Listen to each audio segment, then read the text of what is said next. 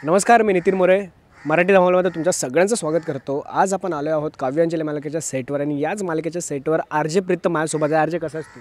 मी मस्त आहे भावा, तू कसा आहेस? मी सुद्धा मस्त. आपण लोकांना गप्पाला सुरुवात करूया. येस भावा. काय सांगशील, एक नवीन वळण येते मालिकेला?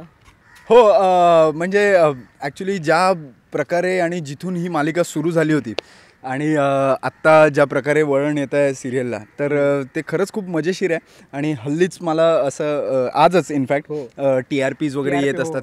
मला खरंच कधीच हे आकडे आणि हे गणितं कळली नाही, पण आमचा TRP वाढला आहे आणि प्रेक्षक खूप जास्त बघत आहेत. सो थँक्यू सगळ्यांना. नाही, मी तुला तेच सांगणार होतो की मालिकेचा आजच TRP वाढला आहे. काय सांगशील, एवढं मोठं सक्सेस भेटतं, खूप कमी वेळामध्ये असं सक्सेस भेटतं आपल्याला, काय कशी फिलिंग आहे? मग बेसिकली मी ना याचं ड्यू क्रेडिट देईल आमच्या प्रोड्युसर्सला, श्रावणीताई देवधर आणि सईताई देवधर.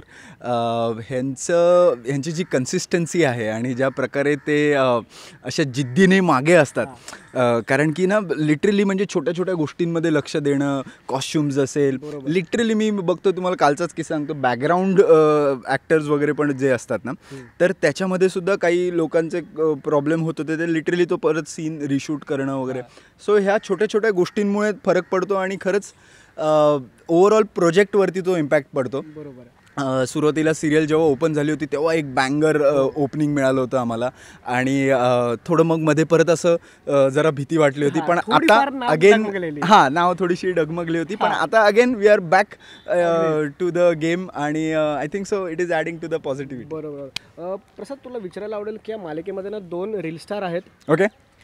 म्हणजे ज्यांचा मी प्रोफाईल बघितलं, फक्त ना आम्हाला फक्त रील्स दिसतात. काव्यांजली अशा दोघे आहेत. त्यासोबत तुझी बॉन्डिंग कशी त्या दोघींसोबत? अरे यार, त्या दोघीही म्हणजे सो बेसिकली मी त्या दोघींनाही आमच्या सिरियलचे हिरो आणि हिरोईन म्हणतो, कारण की ह्या दोघींच्या 2 बहिणींची गोष्ट आहे ना बेसिकली. सो त्यामुळे ह्या दोघीही सुरुवातीला जेव्हा आले होते तेव्हा माझं असं म्हणणं होतं की अरे आपण काय सिरियल जेव्हा सुरू होते तेव्हा रील्स वगैरे करणं वगैरे पण अपेक्षित असतं. तर त्यांचं ओव्हरऑल असं ते चालू होतं की आपण काय करायचं, ह्याच कॅमेऱ्यात करायचं का अजून दुसऱ्या कोणा कॅमेरामॅनला, इतकं ते सगळं मेहनत सगळी चालू होती. पण थँकफुली आता त्या दोघी प्रॉपर रील्स करायला लागल्या आहेत आणि मध्ये मध्ये आम्ही थोडंफार करत असतो. यार, मी खूप हेवी असा रील करणारा नाही आहे किंवा मी इंस्टाग्राम असा प्रो नाही आहे, बट थोडं शिकतोय आणि मजा येते त्यांच्या. बरोबर. बरं, जरा मालिकेच्या व्यतिरिक्त वेगळा प्रश्न विचारतो. किती मिस करतोस बिग बॉसच्या घराला? यार सी, बिग बॉसचं घर हे खूप म्हणजे ती जादूनगरी आहे खरं तर. आणि त्या काय म्हणजे त्या मोमेंटला आणि त्या काळाला मी डेफिनेटली मिस करेन. खूप काही शिकायला मिळालं भावा, आणि ती शिकवण कायमच असेल सोबत. आणि त्याच बिग बॉसच्या घरामध्ये एक सरप्राईज म्हणून असं एक गोड व्यक्ती, एक अभिनेत्री आहे सोबत, ज्यांचा आम्ही सोशल मीडिया तुझं बघतोयच आहे. काय सांगशील त्या अभिनेत्रीबद्दल? खूपच सुंदर अशी अभिनेत्री आहे. म्हणजे मला एक कळत नाही, एकतर तुम्ही असं अडून का विचारत असतात. अमृता देशमुख नाव आहे तिचं आणि खूप काय म्हणतात, मला बिग बॉसच्या घरातून जे काय मी एक खूप प्रेशियस गिफ्ट घेऊन बाहेर निघालो आहे, तर ती साथ आणि ती सोबत आणि ती मैत्री आणि ते सगळंच, she is like a family to me now.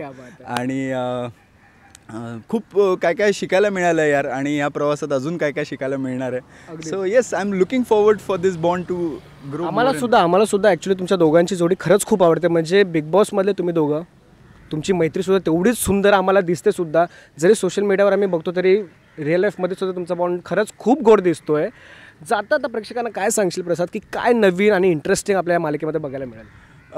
Actually आत्ता पूजेचा सिक्वेन्स चालू आहे आणि पूजेमध्ये खूप मस्त ड्रामा घडतो आहे. आमचे विश्वजित दादा जे आहेत ते काव्या वहिनीला सतत खाली पाडून बोलत आहेत आणि थँकफुली पियुष रानडे विश्वजितची भूमिका साकारतो आणि खूप अप्रतिम काम करतो यार तो. सो हे सगळे असे ट्विस्ट अँड टर्न्स घडत आहेत.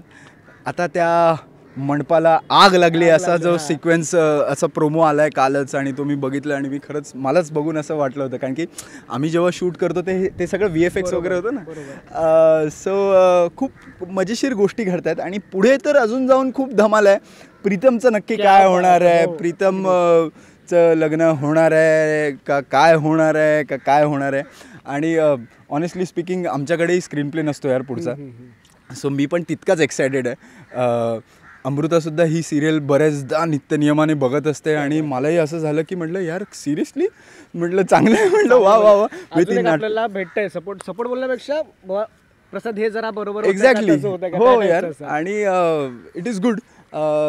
चांगली सिरियल चालू आहे, लोक खूप छान प्रतिसाद देतात आणि खरं तर मी ही मालिका निवडण्याच्या मागचं खूप मेजर कारण होतं ज्या प्रकारे लोकांनी माझ्यावर प्रेम केलं होतं. सो त्यांचं बरेच जणांचं असं म्हणणं होतं की आम्हाला तुला रोज बघायचं आहे, टेलिव्हिजनवर बघायचं आहे.